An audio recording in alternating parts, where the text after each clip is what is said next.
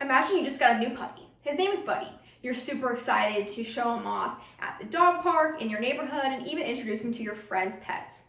However, your veterinarian and your breeder have both actively advised you against these actions until your puppy is vaccinated.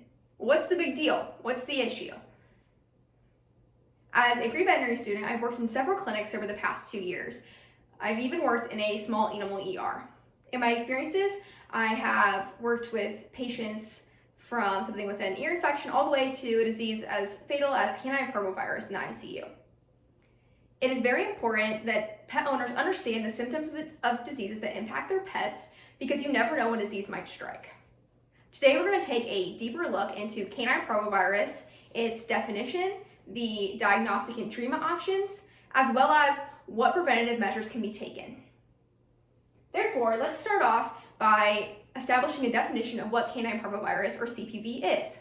According to the American Veterinary Medical Association and their 2023 article on Canine Parvovirus, this is a gastrointestinal disease in a viral form that can be transmitted through dog-to-dog contact, as well as contact with contaminated surfaces, people, and environments. Now, let's go back to our new puppy Buddy. Our new puppy Buddy came home super excitable, happy, running around, and in the next few days, they ended up being pretty lethargic after a while. What's going on with our puppy? Could it be Canine Parvovirus or CPV? The American Kennel Club, in their 2023 article on Canine Parvovirus, explained that the main symptoms of the disease include vomiting, diarrhea, bloody diarrhea, lack of appetite, fever, and depression. So, Buddy has a few of these symptoms. What's next? We take him to our small animal ER. However, what's going on in Buddy's body?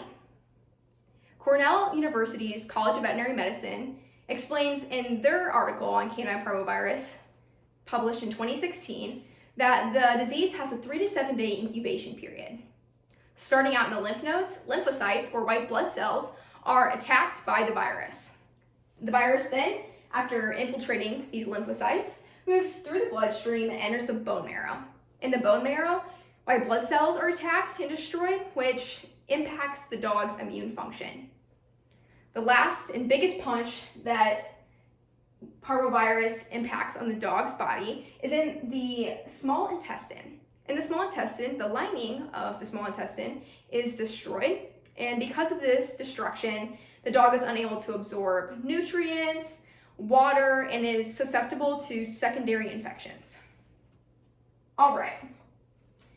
So now that Buddy has these symptoms, he needs to be diagnosed and treated for the disease. The first step to treating canine parvovirus is to establish a proper diagnosis.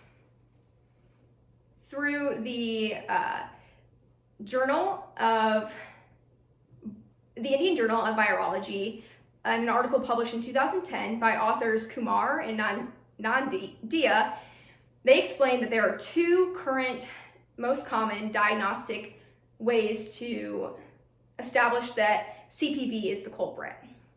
This includes the hemagglutination test, which is run on a blood sample, as well as a ELISA antibody test, which is run on a fecal sample. So these 2 tests are used. However, I have most commonly seen the hemagglutination assay test in the form of a commercial SNAP test in my experience in working in the small animal ER.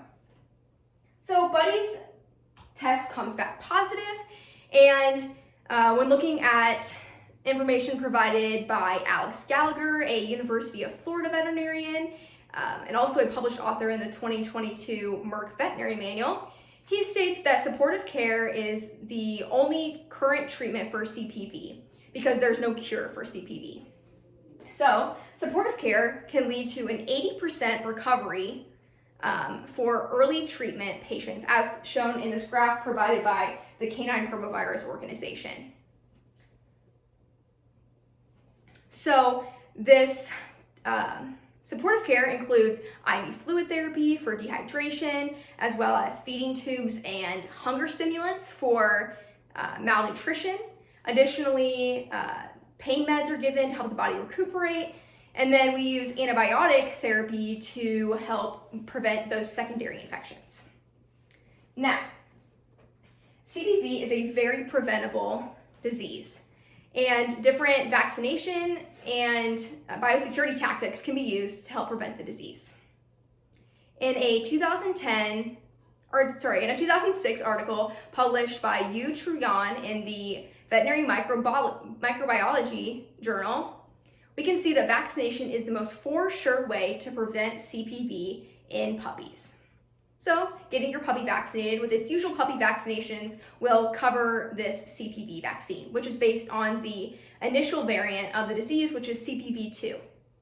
Additionally, we can use biosecurity tactics like disinfection if we have a sick individual in our home or we encounter a sick individual, not letting your dog around other dogs with unknown vaccination histories, making sure that your dog is fully vaccinated when put in a high traffic dog environment can all help with mitigating the risk of canine parvovirus.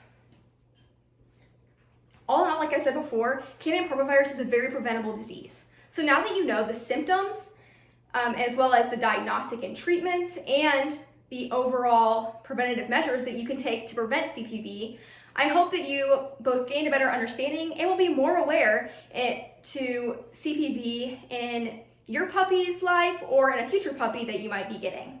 All in all, I think you will be best prepared if you know the symptoms of the disease. Thank you.